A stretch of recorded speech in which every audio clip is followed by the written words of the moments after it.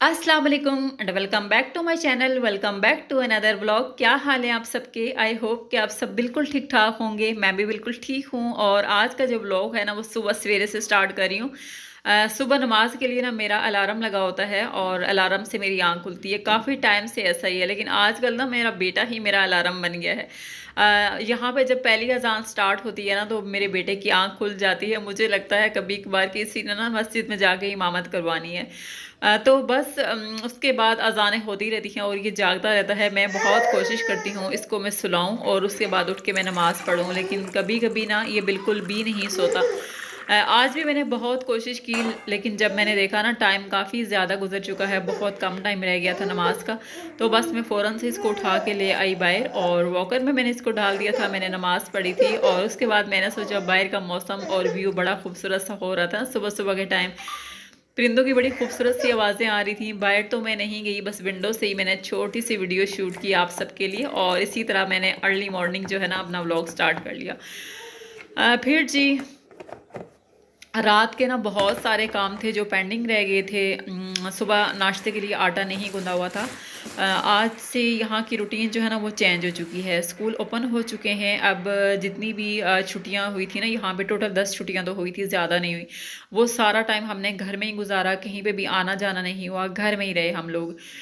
तो बस 10 छुट्टियों का कुछ पता नहीं चला ना। अब हमारी आदतें बिगड़ गई हैं। 10 दिन तो हमने आराम कर लिया। अब सुबह सवेरे उठो और उसके बाद वही रूटीन, बेटे को स्कूल भेजो, कभी कभार खुद ले जाओ और फिर एक रूटीन जो है आपकी बनी हुई होती है ना, उसी पे मुझे आज से फिर आना है। तो बस यहाँ पे ना सब सो रहे थे और नाश्ते के लिए मैंने आटा गूंदा था। इसके अलावा जी ये कुछ ग्रोसरी, हस्बैंड कल मंथली जो ग्रोसरी होती है ना वो करके आए थे।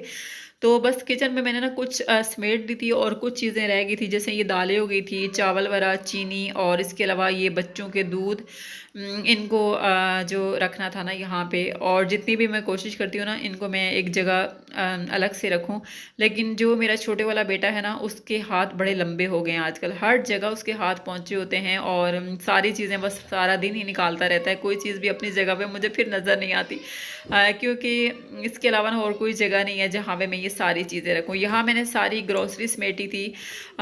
उसके अलावा ये बेटे के स्कूल का यूनिफॉर्म था जो कि मैंने रात को आयरन करके रख दिया था, लेकिन मेरे रूम में जाने के बाद ना ये शायद फिर दोबारा से यहाँ पे आए होंगे, तो इन्होंने ना इसकी सारी इस्त्री ख़राब कर दी। फिर मैंने ये दोबारा से इसको मैंने सेट किया। और बेटा मेरा जब स्कूल चला जाता है ना तो कभी कभार मैं ऐसे करती हूँ कि मैं सो जाती हूँ दोबारा से ना, जब मेरे दो छोटे वाले बेटे सो रहे हूँ, क्योंकि मैं जब भी क्लीनिंग अपनी स्टार्ट करती हूँ ना अपने रूम से ही स्टार्ट करती हूँ, या फिर किचन में होती हूँ तो मेरी कोशिश यही होती है कि किचन के सारे काम मैं करके उसके बाद यहाँ से बाहर निकलूँ। तो रूम से ना जब स्टार्ट करती हूँ ना सबसे पहले तो बच्चों को फिर मैं रूम में बिठा देती हूँ। तो जल्दी मेरा काम फिर आसानी से हो जाता है। आज जो है बेटा मेरा गया था स्कूल, तो उसके बाद ना मैंने सोना वोना कुछ भी नहीं था, मुझे कुछ कपड़े भी वॉश करने थे। तो मैंने सोचा आज से रूटीन जो है ना वैसे भी चेंज है, तो सुबह सवेरे बजाय इसके कि मैं रेस्ट करूँ सो जाऊँ, तो बस घर के काम स्टार्ट कर लेती हूँ और इसी तरह जल्दी से ख़त्म हो जाएंगे। मेरा जो क्लीनिंग का काम होता है ना वो बहुत ज़्यादा होता है, क्योंकि बाहर से भी सारी क्लीनिंग करो। एक तो यहाँ पे डस्ट बहुत ज़्यादा आता है, एक एक चीज़ की आप क्लीनिंग करो, और कभी कभार ऐसा होता है ना आपको 2 बार भी क्लीनिंग करनी पड़ती है, जैसे कि फर्नीचर की डस्टिंग हो गई, बाहर से फर्श वगैरह साफ़ करना, ये सब ना, तो बहुत सारा टाइम मेरा इसमें भी लग जाता है। यहाँ पे जी बस मैंने अपना रूम समेटा था। बेडशीट आपने देखी है कि अब 3-4 दिन हो चुके हैं इसको बिछाए हुए, और इस गर्म वाली बेडशीट का यही फ़ायदा है कि ये ना 10 दिन तो आसानी से गुजर जाएंगे। बस यहाँ पे मैंने सारा रूम समेटा था। रूम समेट के ना दिल खुश हो गया था कि मेरा रूम ना बिल्कुल नीट एंड क्लीन हो गया, और बच्चे एक जगह ना टिक के बैठ जाएंगे, टीवी वगैरह कुछ देखते रहेंगे, और बाहर से मैं सारी क्लीनिंग कर लूँगी। और ये आपको नज़र आ रहा है सारा डस्ट, सारी मिट्टी। इसके अलावा मेरे बच्चों के हाथ में कोई भी चीज़ लग जाएगी ना, उसके जब तक ये टुकड़े टुकड़े ना करें, सारे घर में जब तक ना फैलाए ना, इनको बिल्कुल भी सुकून नहीं मिलता। तो यहाँ बस घर की क्लीनिंग के सारे काम होते हैं। सारा घर मैंने क्लीन कर लिया था, और सारा घर जब मैं क्लीन कर चुकी ना उसके बाद जब मैंने टाइम देखा ना तो स्कूल की छुट्टी का टाइम बहुत करीब था। इसके अलावा हमें कहीं और भी जाना था हस्बैंड के साथ, मुझे और मेरे 2 बच्चों को। तो बस हम लोग घर से निकल आए थे और हमारी कोशिश यही थी कि सबसे पहले ना बेटे को हम स्कूल से ले लें, उसके बाद जो चीज़ें हमें लेनी हों वो हम लें और उसके बाद हम घर आएँ। और शुक्र है कि अभी यहाँ पे ना बिल्कुल भी रोड वगैरह जैम नहीं है। और कभी-कभार ऐसा होता है जब आप इस रोड पे आते हो ना, तो ये सारा ट्रैफ़िक इतना ज़्यादा हो जाता है यहाँ पे कि मैं बहुत घबरा जाती हूँ। मैं चाहती हूँ कि जब मैं बाहर निकलूँ ना, कहीं पे कोई भी ट्रैफ़िक ना हो। तो मेरे हस्बैंड मुझे हमेशा यही कहते हैं कि तुम्हारे लिए ना एक स्पेशल सी अलग सी रोड बनवानी पड़ेगी, जहाँ से तुम गुज़र के जाओ, जहाँ पे कोई गाड़ी ना हो। तुम्हें क्या पता सुबह से लेके शाम तक जब हम लोग यहाँ से गुज़रते हैं तो यहाँ पे कितना ज़्यादा रश होता है। वाक़ई ये तो हकीकत है। कराची ना कराची ही है, यहाँ की आबादी बहुत ज़्यादा है, इसीलिए यहाँ पे ना रश भी बहुत ज़्यादा होता है और रश से ना मैं घबरा भी बहुत ज़्यादा जाती हूँ। सारे अपने काम करने के बाद उसके बाद हम लोग पहुँच गए थे घर। और ये आप देख रहे हैं मेरे गार्डन में जो प्लांट है ना चीकू का, इसके ऊपर चीकू आए हुए हैं माशाल्लाह से। काफ़ी टाइम से आ रहे हैं, लेकिन हम लोगों ने ना अभी एक ही बार इसको टेस्ट किया है। उसके बाद जो आए थे वो कब्बू ने खूब इंजॉय किया, अपने पेट वगैरह भरे उन्होंने, और उसके बाद अभी फिर से दोबारा से आना स्टार्ट हुए हैं। और जी ये जो वीडियो मैं आपके साथ शेयर कर रही हूँ ना, ये आज की नहीं है, ये कल की वीडियो है। कल मैंने अपने गर्म कपड़े निकाले थे और एक सूट मुझे और कहीं से गर्म मिल गया था। मुझे बहुत ज़्यादा ठंड लग रही थी। बात लेने के बाद ना बहुत ज़्यादा ठंड लगती है। तो मैंने सोचा आज ना ये गर्म सूट निकालती हूँ और इसको मैं पहनती हूँ। और इसको भी ना 2 साल हो चुके हैं। 2 साल पहले जब मैं इस्लामाबाद गई थी तो सर्दियों का मौसम था ना, इतनी भी सर्दियाँ नहीं थी, मार्च का मौसम था, लेकिन उस वक्त बारिशें बहुत ज़्यादा हो रही थी। मरी में बहुत ज़्यादा ठंड थी। तो ये सूट मैंने ना पिंडी से लिया था, राजा बाज़ार से मैंने ये सूट लिया था। बस वहाँ पे मैंने इसको यूज़ किया था। उसके बाद जब यहाँ पे आई हूँ तो तब से ये रखा हुआ ही है। यहाँ पे यूज़ में बिल्कुल भी मैंने इसको नहीं लाया। तो आज चलो सर्दी हो रही है ना तो मेरे काम आ गया। और कुछ लोग पूछते रहते हैं कि कराची में तो इतनी ठंड नहीं है जिस तरह कि आप अपनी वीडियो में बताती हो, बाकी जगहों में तो सर्दी है, लेकिन कराची का तो हमने नहीं सुना कि वहाँ पे सर्दी होती है। वहाँ पे तो सारा साल ही गर्मी होती है।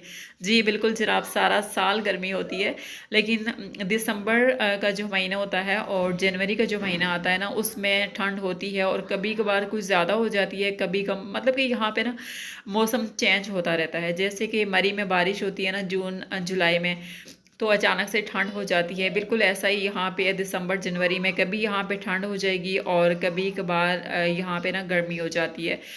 तो मेरे बच्चों को ना अभी तक फ़ैन की आदत है। यहाँ पे दिसंबर का महीना चल रहा है, जनवरी का सॉरी स्टार्ट हो चुका है, लेकिन मेरे बच्चों ने ना अभी तक फ़ैन बंद नहीं करने दिए। फ़ैन हम लोग ऑन करते हैं बिल्कुल स्लो करके, बस इनके कानों में ना फ़ैन की आवाज़ें आती रहें, उसके बाद ये सोते हैं। और ये मेरे हाथ में देख रहे हैं आप लोग लॉकेट, जो कि मेरे हस्बैंड ने मुझे गिफ्ट किया था। तो ये ना मेरे पास से खो गया था कहीं ना। एक मैंने इसको बैग में डाल के रखा था और काफ़ी टाइम से मेरा बैग बुक कहीं गुम हो गया, पता नहीं कहाँ, कहीं घर में ही कहीं गुम हुआ था। अभी जब मैं सर्दियों के कपड़े वगैरह निकाले ना तो ये मुझे मिल गया। और जब मैंने इसको निकाला ना तो फिर मुझे इसकी थोड़ी सी जो कलर था ना इसका थोड़ा डल हो गया था। ये सिल्वर में बना हुआ है ना, और इसका जो डिज़ाइन है ना ये मेरे हस्बैंड ने ख़ुद से डिज़ाइन किया है। इन्होंने ख़ुद से अपनी तरफ से ज्वेलर को बताया था कि इस तरह करके डिज़ाइन करना है। तो ये एन लिखा हुआ है और साथ में ए लिखा हुआ है। तो आज ये मुझे मिल गया था और हस्बैंड ने इसका कलर भी करवाया था दोबारा से। तो अभी बस ये मेरे पास आ गया था, तो मुझे कह रहे थे अपना तुम इसको गले में डाल लो, ये ना दोबारा से गुम हो जाए। मैंने कहा हाँ, इसकी मुझे बहुत ज़्यादा आदत है। सच में कुछ चीज़ें ऐसी होती हैं ना जिनकी हमें बहुत ज़्यादा आदत है। जैसे कि आपने मेरे हाथ में रिंग देखी है, ये जब मैं बहुत छोटी थी ना तब से मुझे रिंग की आदत थी। और इसी तरह जब मेरा कॉलेज का ज़माना स्टार्ट हुआ तो मेरी अम्मी ने मुझे ये बनवा के दी थी और तब से ये हमेशा से मैंने पहनी हुई है। मैं जब भी इसको उतारती हूँ ना, कहीं पे रखती हूँ, तो मुझे ऐसा लगता है जैसे मेरी कोई चीज़ खो गई है जब तक मैं इसको दोबारा से ना पहनूँ। इसी तरह इस लॉकेट की भी मुझे 6 साल से आदत है। मेरी शादी को 6 साल हो चुके हैं और ये लॉकेट जो है ना 6 साल से मेरे साथ है। तो अभी कुछ टाइम के लिए मैंने इसको उतार के कहीं गुम कर दिया था, लेकिन अल्हम्दुलिल्लाह कि मेरा खोया हुआ लॉकेट मुझे दोबारा से मिल गया। और जी यहाँ पे खाना रात का फिर तैयार हो रहा था और खाने में यहाँ पे मैं बना रही थी दाल और साथ में लौकी लाई थी हस्बैंड। तो मैंने सोचा मैं दाल लौकी एक साथ में बना लेती हूँ। वैसे तो अगर लौकी बनाऊँगी ना मुझे अकेले ही खानी पड़ेगी और तो कोई भी नहीं खाएगा। तो दाल लौकी अगर मैं बना लूँगी तो दोनों चीज़ें चलो बन जाएंगी और सब खा लेंगे। लेकिन ये मेरी खाम ख्याली थी, खुश ख्याली थी। मेरा ख्वाब था कि मेरे घर वाले सारे खा लेंगे। ये जब मैंने खाना बनाया ना तो बस उन्होंने मुश्किल से ही खाया और यही कहते कि तुम्हें क्या ज़रूरत थी लौकी इसमें डाल के मिक्स कर लेंगी, तुम दाल बना लेती। फिर मुझे यही ना सेंटेंस सुनने को मिला, क्योंकि इनको बिल्कुल भी कद्दू और लौकी, इसके अलावा शिमला मिर्च वगैरह, गोभी वगैरह, इनको ये चीज़ें बिल्कुल भी पसंद नहीं है सब घर वालों को। लेकिन मैंने कहा आज ना मैंने अकेले नहीं खाना है, आप सबको भी खिलाना है, क्योंकि लाए तो आप ही हो ना, मैंने नहीं कहा था आप लेके आओ। मुझे कहते हैं तुम्हारे लिए लेके आया था, तुम्हें तो वेजिटेबल्स बहुत ज़्यादा पसंद है। मैंने कहा हाँ मुझे पसंद है, लेकिन कभी कभार ऐसा होता है ना कि आपको दो तरह के खाने बनाने में काफ़ी उलझन हो जाती है, परेशानी हो जाती है। तो मेरी कोशिश ये होती है कि मैं एक ही बनाऊँ और वो सब खा सकें।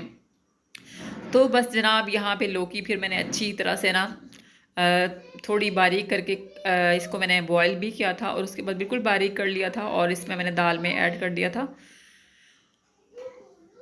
बनी तो बहुत मज़ेदार थी, लेकिन मेरे घर वालों का मैं क्या कहूँ। और यही बची आज का जो व्लॉग है उसका एंड भी करूँगी। दुआओं में याद रखिएगा, मुझे बहुत ज़्यादा आप सबकी सपोर्ट की ज़रूरत है। मिलते हैं नेक्स्ट वीडियो में, तब तक के लिए अल्लाह हाफ़िज़।